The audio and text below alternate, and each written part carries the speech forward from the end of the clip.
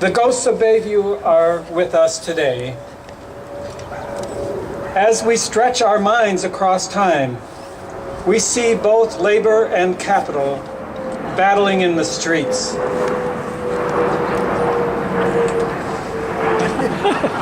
In the legislatures and at the ballot box, we hear the voices of capital from the halls of political and economic power and in their media.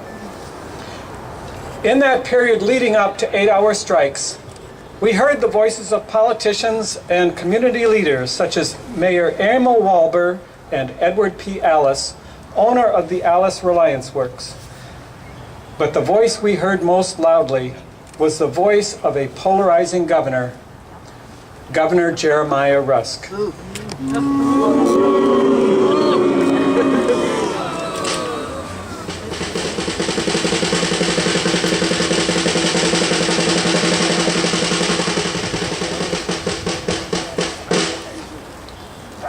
With those socialist theories that deny the right of private property, we can have no sympathy. They are as un-American as monarchy and as treasonable as succession. They contemplate the destruction of both justice and liberty and would destroy both if their application to existing society were seriously attempted. Republican institutions and individual liberty go hand in hand and must and will be loyally maintained. Every citizen must and will be protected by the management of his business against the interference of all comers. Here in Milwaukee, you harbor many agitators who've been driven from the fatherland for violation of laws and sought refuge here under our free form of government, believing they will be permitted here to violate the laws, incite mobs and riots, and attempt to lead ignorant people to do what they dare not do themselves. Such men should not be permitted to promulgate their doctrines in this glorious state among her industrious, law-abiding people. The intelligent people of Wisconsin will never permit the red flag of anarchy to float within her borders. And so I say to the commanders of our militia, whenever the time comes for you to tackle a mob in this state, I'll be there as quick as you can. And you'll get your orders from me.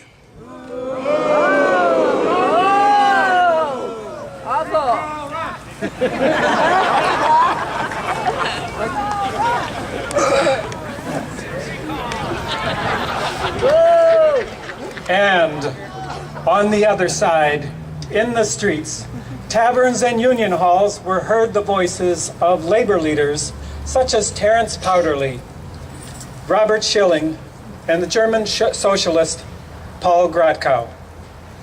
The 8-hour movement captured everyone's attention. Sunday, May 2nd, was the day of a big parade down Grand Avenue, culminating in a huge rally at the Milwaukee Gardens. The Milwaukee Gardens, a beer garden on Milwaukee's west side on 14th and State. We join the crowd now listening to one of the speakers.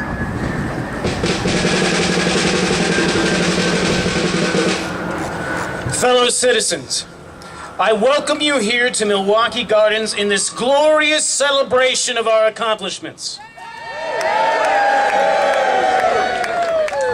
We come here to celebrate May 1st, the day named by Samuel Gomper's Federation of Organized Trades as the day we no longer toil more than 8 hours in a single day.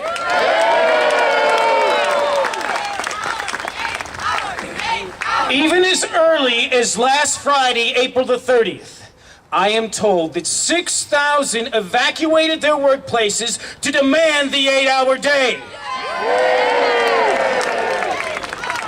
As of yesterday, the Central Labor Union and the Knights of Labor have joined to close all the Northside bakeries, foundries, and breweries, swelling our ranks of strikers to over 12,000. Today's parade saw almost every working man and woman in Milwaukee participating. Tomorrow, the Polish workers of the Chicago, Milwaukee, and St. Paul Railway have vowed to close the shops and to close the Alice Reliance Works. We even expect to close the giant rolling mills of Bayview before the day is finished. So I ask you, ladies and gentlemen, why all this fuss? Why are men walking away from jobs that provide bread for their families?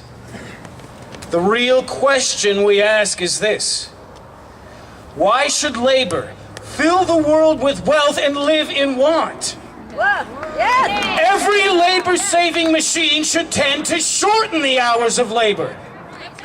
To work like a slave, to see your wife and children in rags, to sit at a table where the food is coarse, to rise at 4 in the morning, to work all day and throw your tired bones on a bed at night, to live without leisure, without rest. This is not living. It is dying a slow, lingering crucifixion. The hours of labor must be shortened. 8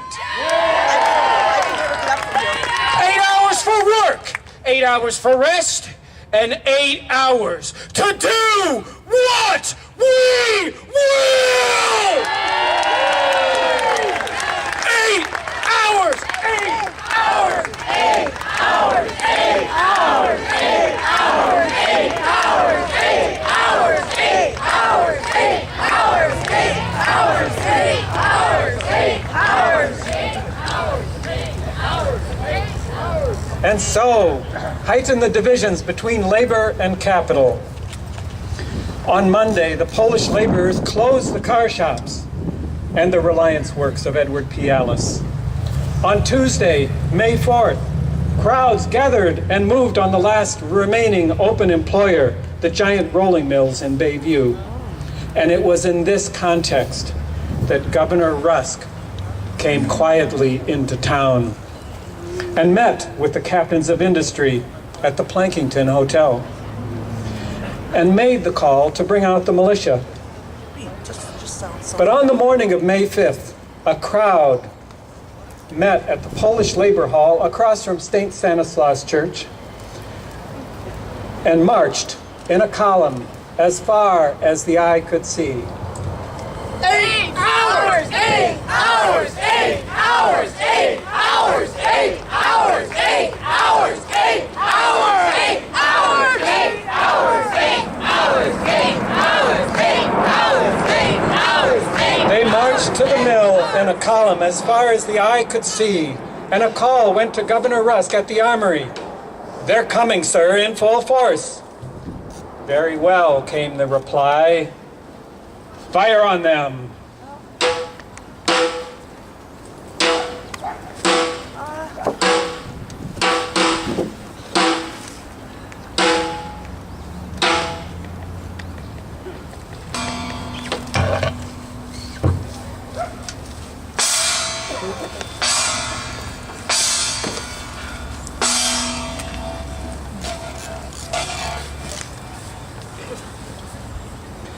And now, we have with us Anita Zeidler, who will read the names of the fallen.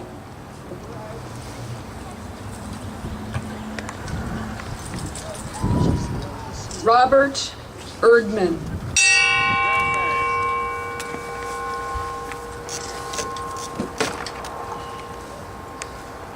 Martin Yankoviak.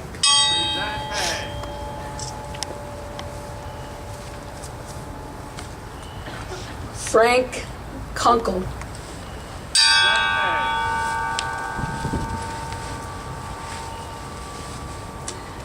John Marsh.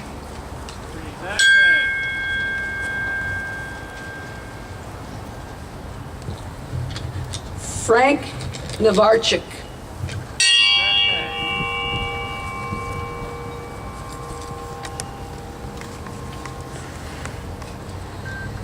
Michael Rukalski.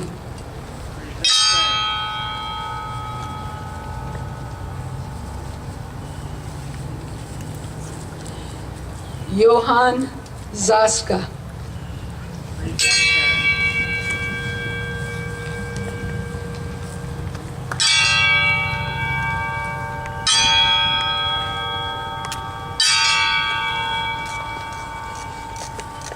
This has always been a solemn moment for us at this ceremony when we lay a wreath at the foot of this memorial to honor those who were killed at this location 125 years ago.